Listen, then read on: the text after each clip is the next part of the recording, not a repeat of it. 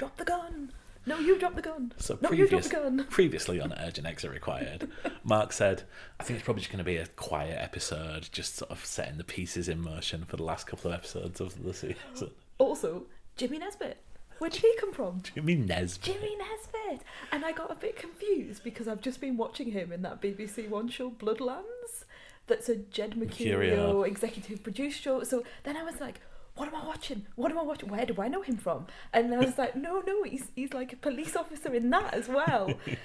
Oh, right, yeah, that was not the quiet episode you thought it was going to be, was it? It was just constant. My head hurts. This a hell of a lot happened on this. A lot. So I know we normally say it. We will get stuff wrong. We will miss stuff out of this. I'm totally confused. Yeah. Yeah.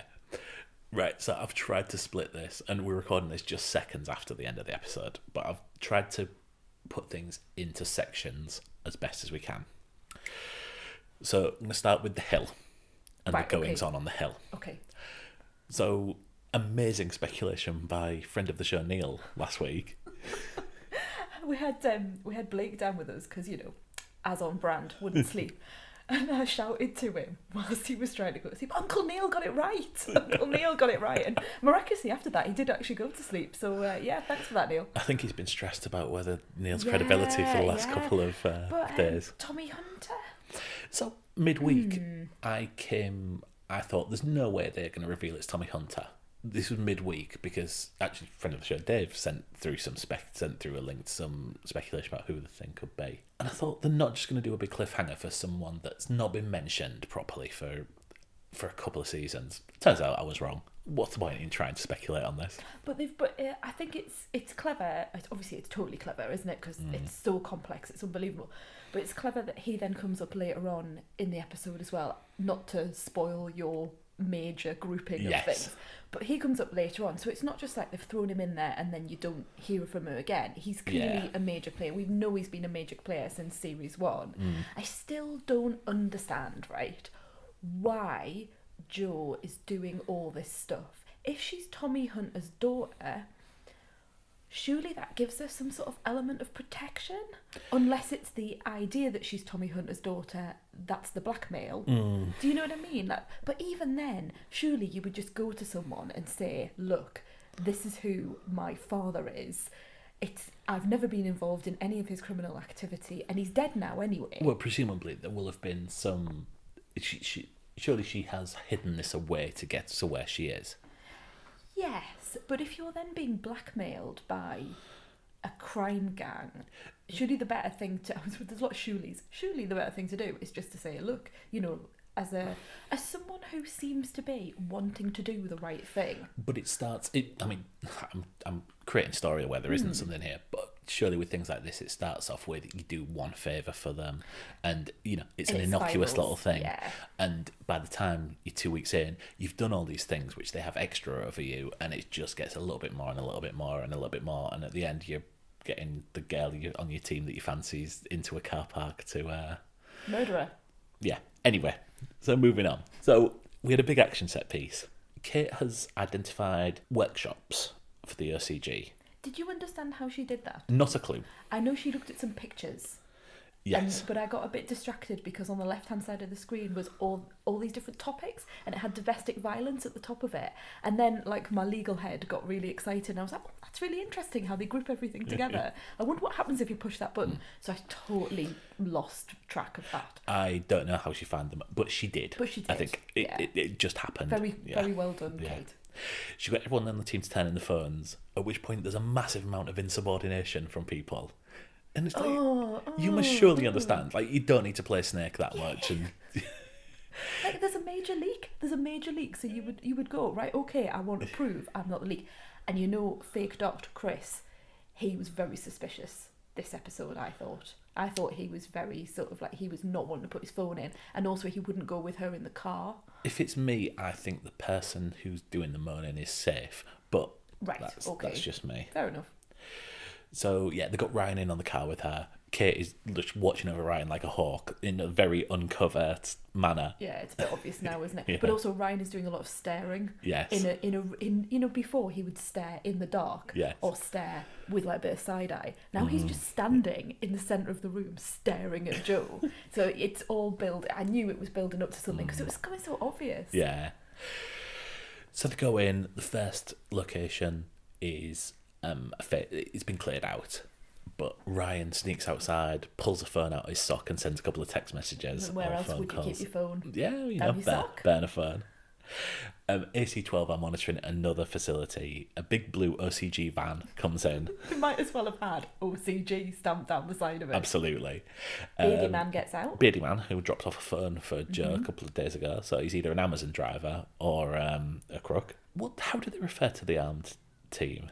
It's like the AFO? AFO. Is it Armed Force Officers? I don't know. Anyway. Yeah. They stole him in. I know that GSW is gunshot wounds yes. because I worked that out. I worked that out as well. During the time and actually then started saying gunshot wounds. Like just in the middle of the living room for no reason. I'm sure it is AFO. It must be armed. Yeah. Yeah. They storm in, there's a shootout, and both the gang members are killed. Which seemed a bit... I think I would have liked to have seen more of a skirmish, because it just seemed like the police went in and shot them, rather than there being, the I think after last week, anything, like, to create a full action scene out of that might have been a little bit anticlimax. Right. It just was like they walked in and then they were dead. And you're doing it from Steve's perspective, so you get the drama of he's running in going, please. What's happening? Yeah. Okay, fair enough.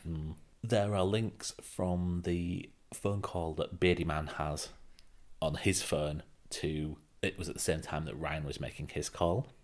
Oh, I didn't catch that, so well done you, because that was not how I worked things out. I think I was a bit too confused about what was going on with all these different things. And also the fact that Ted was in the field in site number 3. I mean, bless him, he didn't get to do anything, but I think I went, yes, when I saw him was like out of the office, and there he was. He got on his little walkie-talkie, telling everyone where it was like the 3 people together again. It was great. So they have a bit of a powwow. Chloe, Steve, Ted, and Kate. They want to pull Ryan out now. They feel they have sufficient evidence, but Ted says he needs to keep him in because, fair enough. Then I've got Ted goes to his office and stares at a photoshopped photo of his graduating class. Yeah, I think this is when he's ruminating, isn't he, on the fact that he's going to be retiring soon. He got a letter saying... We'll come back to that. Pension and everything. We'll come back to that. Are we meant to think there were other people in that photo that we're meant to sort of pick up on? I didn't spot anyone, but I'm sure Twitter will by the time this podcast comes out. Everyone had a cash. Yes. That's what I noticed. It was all very... that sort of time. It made me wonder whether it's a case of whether Ted had links with an OCG when he was in the academy. But that's just pure speculation from my part. Well, I mean, Ted's story seems to be that he went and worked in Northern Ireland during the Troubles. That came up in one of the last series with Corbett. So that doesn't seem to fit. Do you know what I mean? Anyway, so there's continuing tension between Kate and Joe. Joe realises that Kate has tipped off AC12 to the gun shop locations. She says that Kate can have a transfer, but Kate wants to stay because she's got best buds forever with Joe. Joe then comes and invites her out for a drink and says we need to settle this between us. And then that's afterwards. Yes, isn't it? Like Kate has this thing saying, I'm not having a transfer. Yeah. And we need to sort this out. I don't tell AC12 personal stuff. I'm telling you that I told AC12 because that's my lawful duty to do so. Let's sort this out. And that's when Joe says afterwards. Yeah, we'll go for a drink. And then she goes and cries in the toilet quite loudly. Yeah. But it does that sort of thing when you're trying not to cry, but then you do. This leads to the end of the episode. Oh, were we there already? Well, yeah, because like I say, we're splitting it into 3. Okay, all right. Yeah. Right. So are we talking about the end now? We're talking about the end now. Right, okay. That's what everyone's tuned in for, isn't it? Okay, well, fair enough. Joe rings Kate as she's walking into a pub and goes, actually, no, I want to meet you in this really abandoned dark car park. Yeah. Kate realises this is dodgy, so rings Steve. I don't think she realises it quick enough, to be honest with you. I would have been ringing Steve from outside the pub going, something weird is going on. Please tell me there's surveillance. I mean, I've been ringing Steve when she said, do you fancy going out for a drink? Yeah, it was too much of a turnaround, wasn't it? Anyway, she gets the message to Steve about where she is. So Ted and Steve are running towards the scene. Don't forget Chloe. Yeah, and Chloe, yeah. Joe comes out. Ryan's in the back of the van. He's got a gun pulled on her. Kate's got a concealed weapon because for her own protection. Yeah. She pulls you're under surveillance, even though Which is very clever. Yeah, even though at this point they aren't, for reasons that will come up. And we get a standoff. Yeah, essentially a standoff, yeah. I don't think we've had a cliffhanger like this before. I mean, I'm going to put a big disclaimer out there. We haven't watched all the other series. I think that's become abundantly clear. Not recently. We have seen all of them, but we haven't done a rewatch before this. So, but I can't remember that sort of go to black and then gunshots. Yeah. Because who are the, it could be that the gunshots have come from the officers that have been called to that address through Steve and Ted, for example. Yeah, it could be Ted. It could be Ted. It could be Ted with a machine gun. I'd love to see that. It could be members of the OCG that are backing up Joe and Ryan. You don't know who else is out there. Could be a car backfiring. Oh, stop it. No, it didn't seem very line of duty. It didn't seem very line of duty that we would have that sort of fade. It would typically, for me, a line of duty is it's so in your face that you someone would just die. Do you know what I mean? Previously, people have just died. There hasn't been this sort of someone might have died off screen. Well, I think there's a fake out here. I don't think I think it's neither Ryan nor Kate firing. Mm-hmm. Having said that, I thought it was going to be a quiet episode this week, so it shows what I know. Yeah, because now I'm thinking it could be Joe doing something. Joe seems to have completely lost it by the end of this episode. Yes. I mean, the fact she was just standing there. Surely, Kate's a clever officer. As soon as I saw Joe with her little hoodie on and her sort of a really pathetic face looking down on the ground and going, I'm so sorry, that's when you get your gun out and you go, bloody hell, what have you done? So Joe seems to have just given up at this point, and even just her interactions with Ryan is I'm out of it. She doesn't even say to Kate, I was really quite disappointed in her. I was like, she doesn't even say to Kate run, or Kate, well, she can't say Kate run, can she? I suppose for her the game's up, isn't it? I mean, there is a bit of dramatic license in this, in that I don't believe Ryan would come out and have a little chat to her and go, you should have took the transfer when you want it. I mean, it's a bit like, here is my master plan, Mr. Bond. It was slightly, wasn't it, of I killed, who did he kill? He killed Corbett, and he killed... Manit. Yes, so... bringing it all back round to all the people who have gone before. And I remember poor Minnie. She was sitting. She was on that.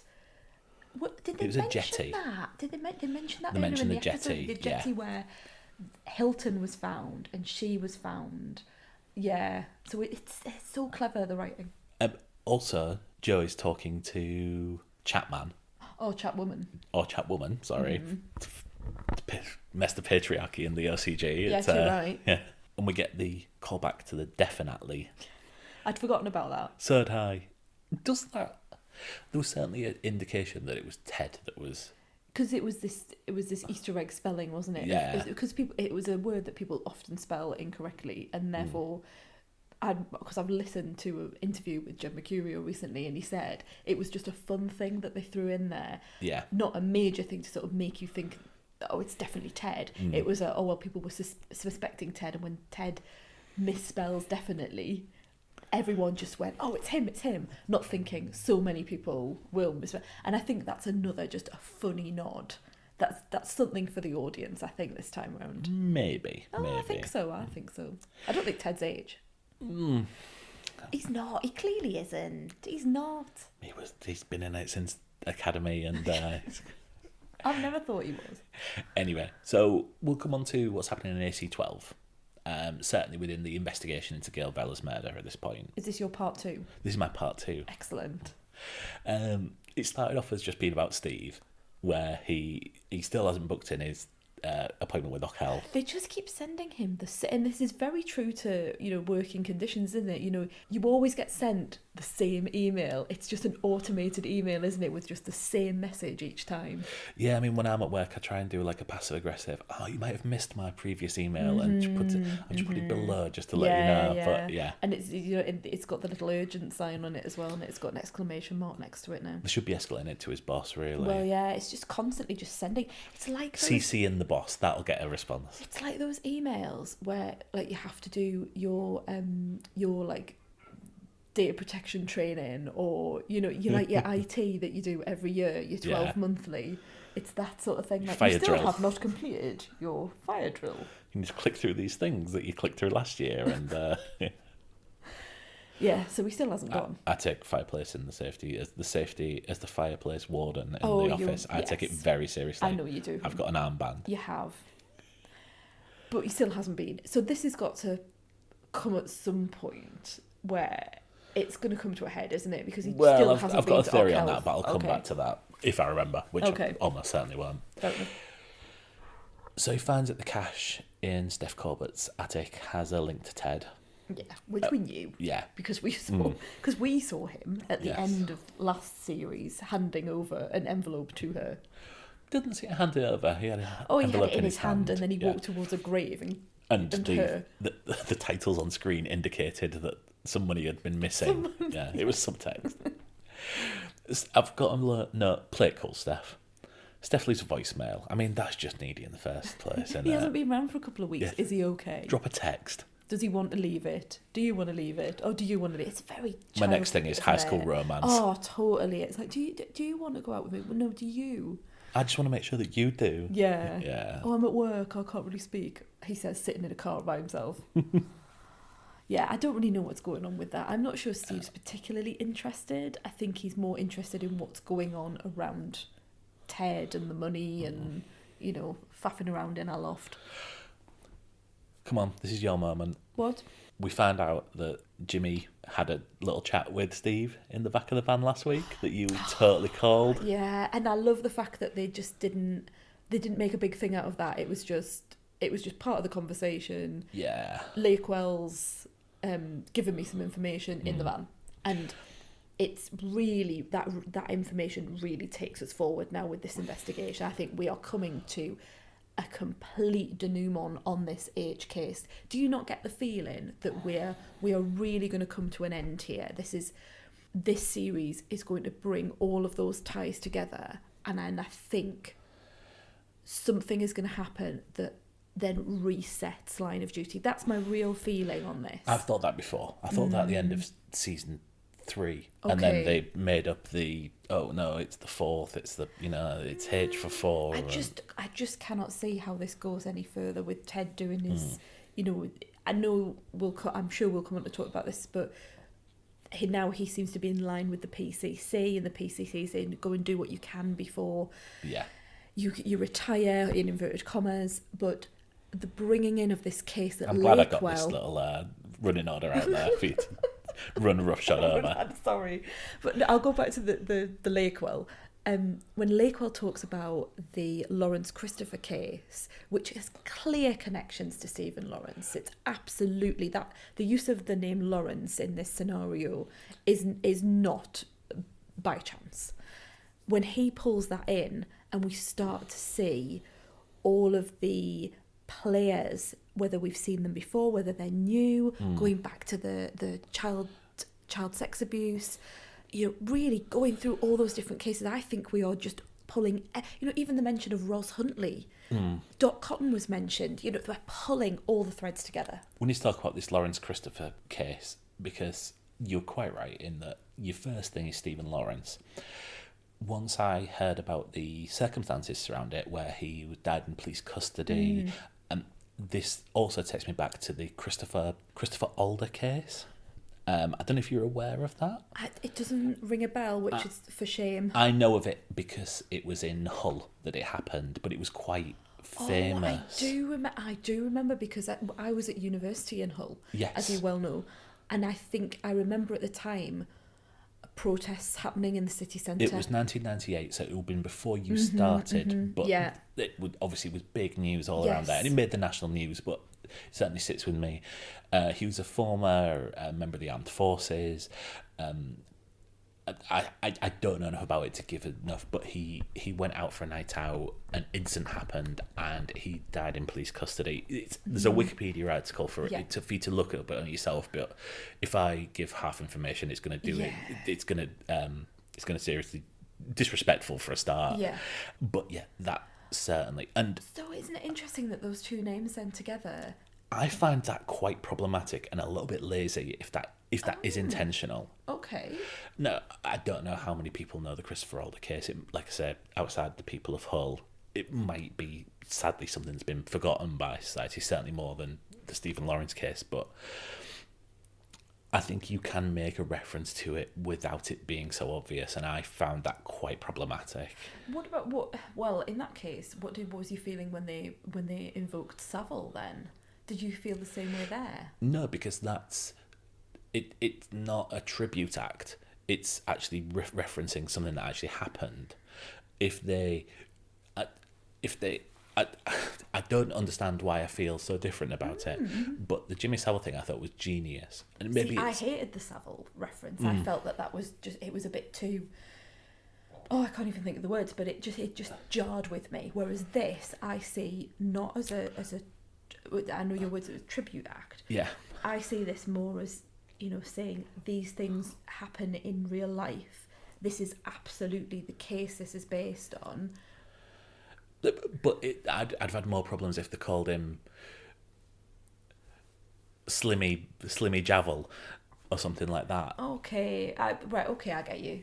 But then they can't use the real names of the... Do you know what I mean? I fully, yeah. I know that you don't want to use the proper names of the victims, but I think enough people would have, if they called him John Smith or whatever. Okay. I think enough people would have been able to make the link without. It seems a bit on the nose, a little bit. You get that, don't you? Right. Yeah. Okay. Whereas I see it the other way as being a respectful nod to the people who have had this happen to them. I think it's one of the most famous cases in British legal history. Yeah. I think when you show the picture and you explain the circumstances, I don't think you are going to find people. I think a significant amount of people make the link. Okay. But yeah, different points of view. So what we've said is you can't please anyone in this. So yeah, fair enough. But now we're getting into institutional racism, which I don't think we've come across before within this series. Not at all. And the links back to Buckles and Jimmy Nesbitt and the chief constable, whose name I can never remember. Is it Hargreaves? I can never ever remember it. I think I tried to say that last week. Osborne. Osborne, really? Osborne is the Welsh chief. The Welsh guy, yeah. Oh, I don't know why I want to call him Hargreaves. That's certainly what I noted down during this, so it might be wrong. So all of those links going all the way back to when they're younger officers, inspectors, detective sergeants. We didn't talk about inspectors last week, did we? In our rankings of I still police don't officers. really know which way they are. So yeah, younger police officers, and this is what they've done at the time, and total links. And are you sorry, hon, I am really riding roughshod. Are you going to go on to talk about Steve and Chloe going to see... We will do, yes. Okay. Yeah. But this is where we introduced to Marcus Thirlwell. So when the name Marcus Thirlwell was mentioned, Steve's face pulls the thing, and I'm straight on Google finding out what's happened. He was been mentioned in a previous season. He has his own entry on the Line of Duty wiki. And we were a little bit behind because we had to put Blake to bed. And I'm going to show you the screenshot that I took of it at the time so you can read out what it said. So, do you want to read that out?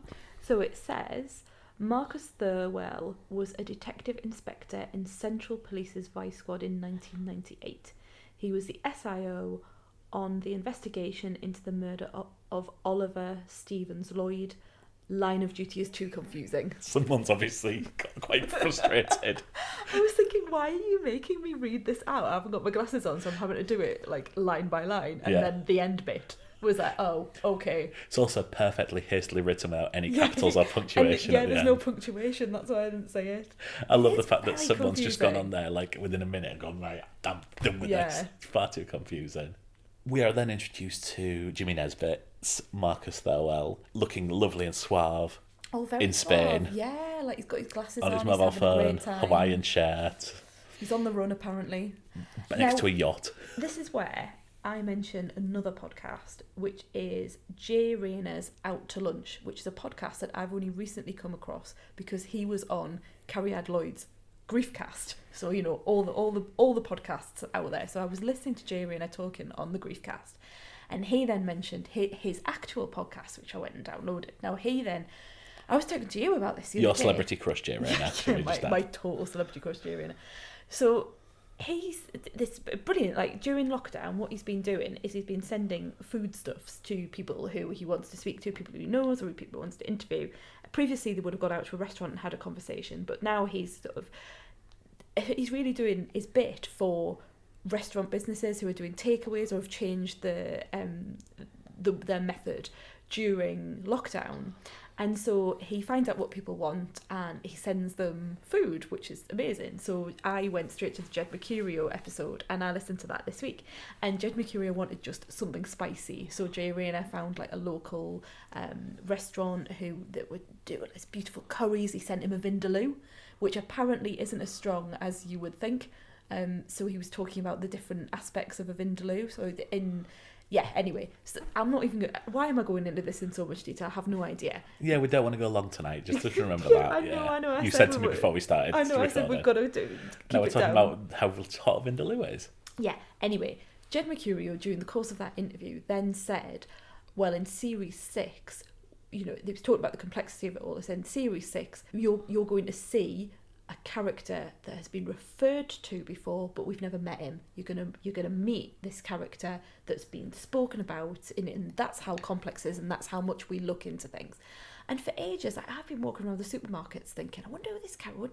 But of course, you know, you just can't keep it all in your head. Like, you know, the wiki says, Line of Duty can be quite confusing because you haven't got your spreadsheets out looking at who everyone is. If you'd have made reference to Marcus Thirlwell, who's been mentioned in one episode, I think I'd have just like... Yeah. I'd have claimed that you are Jed Mercurio and I claim my £10. Would you like a vindaloo?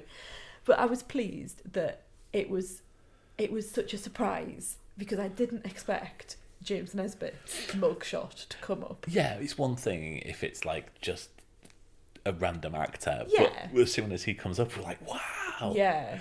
Because we saw another actor's name, which we'll be referenced in a couple of minutes, turn up in the opening credits and got quite excited. I guess he's not acting in it. It's just a photo of him, so he probably doesn't need to be credited. Come up later. Oh, I mean, no, 100%. He's appearing in the next couple of episodes. Yeah, you don't just put that out there. It's They've Chekhov's got to go gun. And find him, haven't they? Yeah. When is he on the run now or something? Or he's retired. Well, he's retired and he's gone off somewhere where he's living in Spain. Yeah. I mean, they can't travel to Spain during filming. So, I mean, genuinely, that is a problem. Yeah. It's going to be like Hull Marina with some big. Nothing wrong with that. Yeah, lovely. They go and interview Fairbanks, who is he's the chief inspector or certain rank that I don't quite understand. Yes, who from previous seasons. Yeah. Who had the big sad burns and it was horrible. It was really. Do you remember some of those scenes that was so creepy? It was a nasty piece of work. But now he seems to be suffering from dementia. Yes, absolutely. He can't identify anyone. He can't identify. It's not helpful. Yeah. But the whole idea of them going there was that Gail Vella was going to interview him. Yes. The day before she died. So she's clearly collecting information from all the different series, essentially. Yeah. Super Chloe's also identified other people that were involved in this, involved in the Lawrence Christopher case. One of the people who was constantly referred to as being an attacker is the son of Tommy Hunter. Duncan Hunter, was it? Yeah. Like I don't know why I feel the need to I didn't take put that information in. But anyway, so... And Joe's brother, apparently, or half-brother, I would suspect. Also, there is a link to Lee Banks. who is Carl Banks's brother, as it turns out. Yeah. I don't know if we knew that. I certainly hadn't made the link. No, I didn't know that. I remember that Lee the one that killed Jimmy Lakewell last week. Right, yeah. Okay. Yeah. So they're going to interview him. He won't say anything, but Gail Veller gave Gail Veller an interview. But it was really to find out what she knew. Yes. And then 15 days later, she was killed, allegedly by Carl Banks. Yeah. He then puts an allegation about Ted out there. Do you remember that? Do you remember Ted going to see Lee Banks at the end of one of the series? I can't remember which one it was. Was it last I think it was the middle of last season. Yeah. Because Ted walks in through, like, the lights behind him, and he walks in like The Exorcist. Yeah. With, like, shot from the back. And there is an allegation that he gave information to the OCG, which then led to Corbett's death. Yes. And at the time I thought, oh, well, that's just nonsense. He was clearly getting some information from Banks. I couldn't remember it was Banks. But Banks is now saying that Ted told him they had a rat, and they then discovered that it was John Corbett undercover. Now, he's not saying that Ted told them that they had an undercover police officer in there, but I just don't understand what Ted was doing. I don't get it, because I don't think Ted is a bad copper. I don't think he's a bent copper. I think he's got this real sense of morality. Can we watch season 5 in the next 5 days? And well, I watched the last episode of series 5 before we started this, but that's helpful in this case. Doesn't explain it. We also find out that in the investigation into this, Buckles was involved, as was Osborne. Poor Buckles. Lovely picture of Buckles as very young Buckles. Yeah. Oh. Just finally, we've got a bit of the politics of AC12 to cover through Ted's story arc. Ted receives a letter saying he needs to retire by January, which seems to be about a month away this year. Osborne says he's on telly saying police officers should be done by police officers, not by politicians and bureaucrats, blah, blah, blah. But we get what seems to be a face turn by Sinwani, who says, yeah, you need to get them in your last few days. Because he's always stormed out of rooms when Ted's being reprimanded, and it seems like he's the one pulling the strings. But it's the indication, that's certainly how I read it. Yeah. The indication now is that he's disgusted at the way that they're treating Ted, and yeah, it's an interesting turn, isn't it? Because previously he was really in cahoots with Jill Bigelow. Because she was always there with him. She was always sort of pushing him and moving him. And maybe we've just got the wrong end of the stick. Or, Bigelow was working for the OCG. She was maybe manipulating him. He's not really been on board with it all. Or what he really does actually, as the PCC, he wants to do a good job. He wants to catch the bad police people. And he's been forced into the position that he's in because Ted is, like he says, a bull in a china shop. He doesn't do the softly, he doesn't do the politicking. Yeah. And now they've got into a position where Osborne can decimate all the ACs, the AC 3, 9, 12, whatever, and he's going to bring in the mighty Anna Maxwell Martin to sort it all out. CI Carmichael. I don't know what she's.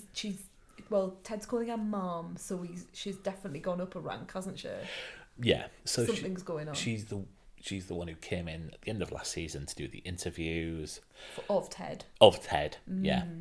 She comes in. She immediately starts messing up everything that they've done. She apparently Ted's been a bit happy with the budget. He's had every single person under surveillance. It's 24 people that it takes to surveil one person, apparently.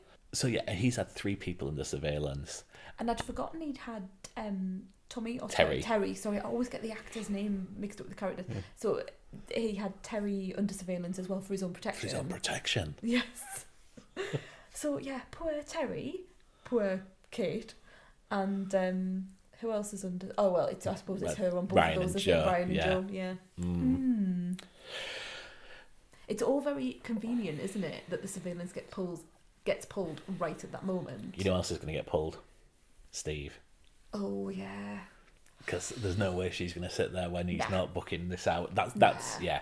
I think that is what's going to happen with this. Is that what your feeling is on it? I think she will become involved, and whereas Ted might, she will immediately strike Steve off. I don't think she's a baddie. No, I just think she's incredibly... I don't want to say... Sound bites that will come back to haunt me come episode 7. Competent, because I don't feel she is competent when she's just going, right, I'm going to get rid of the budget. I just think she's super efficient and lacking emotional intelligence. I think she's one of them people who wants to come in and comes into prison, punches the hardest person the first day, makes a name for herself. Well, I always remember the officer that was working with her last time made one, relatively small mistake in the interview, and the next minute she was saying, right, transfer request. Yes. I don't want you on my team. You make me look bad. Yeah. She is not a good person to work for. I wouldn't, I have worked with people very similar in the past, and it's not nice. I mean, she's the football manager who comes in and sells the biggest star just so that he can make sure he has the dressing room. Or she. Yeah. Or she. I think that's everything that we're going to cover this evening. Have we been in part 3? Part 3 was Ted. Oh, part 3 was Ted. Oh, right, okay, sorry. So what's your feeling about the gunshots heard around the world? I just don't know. I mean, that's kind of the point of this prediction section. Thank you, darling. I would have thought that if Kate was dead, we would just see her die at the end of that episode. Do you know what I mean? I just don't feel Mercurio does that sort of thing where the next week, she's died. Oh my God, I was wrong. She was dead all along. It just doesn't seem quite right to me. Yeah. But it does open up everything now in terms of Joe, in terms of Ryan. The game's up now for those two. So I don't know where you go now. Where do you go from here? I mean, the game's up unless Kate is shot. But even then, she's told Steve that she's meeting Joe at this location. I suppose they don't have the surveillance. No. So if she's shot and left there, Joe could get away with saying, "I just turned up." Just turned up. You might be taken off and ushered to one side, but but still there isn't that concrete evidence. You've not got any cameras or surveillance or anything like that taking photos of them with their little guns out.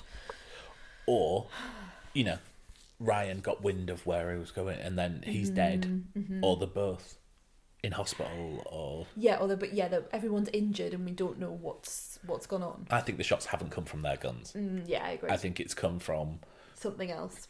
I hope it's Ted with him. Ted with a magnum. Then you sort of hope, if that was the case and AC-12 descend on this scene, you just hope you would see that, and we're not going to see. It hasn't just gone to black with them both shouting at each other. It's gone to black with then shots ringing out. So we just don't know what's... I want to see it. I want to see that happening. Right, okay. So we said that it hasn't ended with a thing like this in a previous season. I can think of something almost comparable. Okay. Which is Roz Huntley on the floor. Oh. Jason Watkins, whatever his character's name. Over it. She wakes up and we cut to black. Okay. And obviously, the next thing we know, Roz Huntley was walking into her office, and we don't know what's happened in that room for a couple of days, fair enough. For a couple of episodes, if I remember rightly. So it has been used before, not necessarily in this. Wasn't there? I mean, no, you're quite right, because at the beginning of the Daniel Mays season. We hear the gunshots. We don't know who done it, but we go up and he's been shot. Okay. I just don't know. I said this last week. I just don't know where we go from here, because we've got to that point where Joe's out in the open, Ryan's there. No one's hiding things anymore. I know you're going to say it's only Kate that is saying it. For the narrative structure, to get 2 more episodes out of this, unless it takes a massive twist into a different show, we need Kate to be in some sort of gunfire. In some sort of state where she can't provide evidence. Yes. There seems to be... I'm just thinking it through, everything that we've got to go through. There just seems to be so much to wrap up in 2 episodes. You've got the Ted storyline, you've got with the Corbett, you've got Steve with his medical issues, plus the fact that he knows something's going on with Ted, which, you know, I still don't think we've got the full story there. You've got Anna Maxwell Martin coming in as the new boss, so she's going to be all over everything, ruining everything, essentially. Chloe's probably just wandering around going, have I got a job? What's going on? And then Chloe obviously feels a big emotional resonance with the Lawrence Christopher case that we saw. It was a really lovely character beat, I thought, for her, giving her a bit more to do. Giving her something to do other than just be excellent at her job. Yeah, totally. Yeah. And she seems less robotic. Yeah, as absolutely. Well. But then you've got that, you've got the institutional racism, you've got Buckles, do you know what I mean? We've just got so much stuff. I don't know how it obviously it will be all brought together, but I just can't see the pathway. But then, I mean, how on earth would you ever have worked out what was going to happen in this episode? I know you're laughing and saying, we thought it was going to be a quiet episode, but it's so intricate. I mean, I'm also laughing at the fact you said, this will all be tied up and then we'll have a total reset. But I don't think we'll ever get it all wrapped up. But it will be a brand new thing next season. No, but I think that's what it is. I think, to me, it has to be something so significant, like Ted actually retiring, like someone new coming in with a new set of officers. That's kind of the feeling that, you know, Steve's going to be out of the game, Kate might be dead, Ted's going to retire. He's going to have to retire at some point anyway. Nicola Walker and Sanjeev Bhaskar come in. This is it. This is what I mean. Different channels. Different show. But I think we might be working towards some form of reset. That's the only way I can see them coming out of this. Well, I think we've said that one of the big three's going this season. And I mean, yeah. Which one? I know which one the odds are now. yeah. Because Kate doesn't even work for AC12 anymore. You know, it's not even like they're all together anyway. Does she? I think that's gone now. Yeah. Right. Can we watch the next episode now? Is it Netflix where we can? No, and we don't get given anything ahead of time either, which is probably a good one. If anyone in the BBC is watching, and it would really help us if we could get a screener. Can you imagine? Yeah. Jed, if you're listening. He's not going to be listening now, is he? When we're sort of going, I just don't know what he's doing. I just don't know what's happening here. But he was on this podcast where he had a Vindaloo. And if Jay Rayner's listening, send us a takeaway. Send us a takeaway, Jay, please. Something nice. Not something spicy for me, thank you. Something very bland, thanks. And veggie. Yeah, I love meat. I think we've descended into madness. Yes, yeah. That's what this show does to you. I know it is. Okay, let's leave it there, because last week, God, that was a pain in the bum to edit. I was there for hours. Again, we need to just wrap this up rather than talk about it. Well, thank you all. Then. All right. I want bed. Thank you all for listening.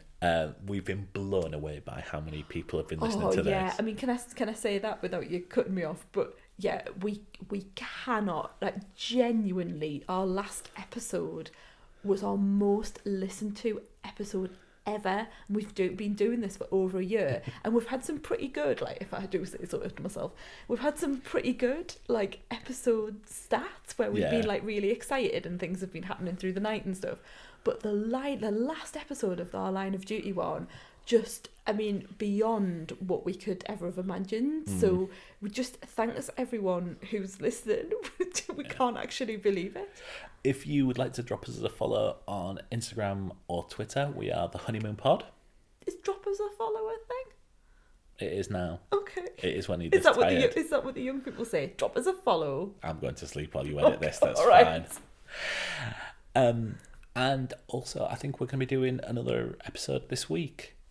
We've got a few films to cover and TV shows to cover. Oh, yeah, sorry, I was looking confused. Yes. I thought you meant another Line of Duty episode, and I'm like, but we haven't got anything else to say, surely. But no, we're going to do another just standard episode of The Honeymoon Pod. So if you want to hear our more considered thoughts on things, where we've actually had time to think about things rather than just And a it's not TV show middle of the stops. night. Yeah, And we're not just. Well, we'll still be praying that a child doesn't wake up. Oh, but, yes, true. Yeah. But yeah, we've watched Godzilla versus King Kong. We've watched Promising Young Woman this week.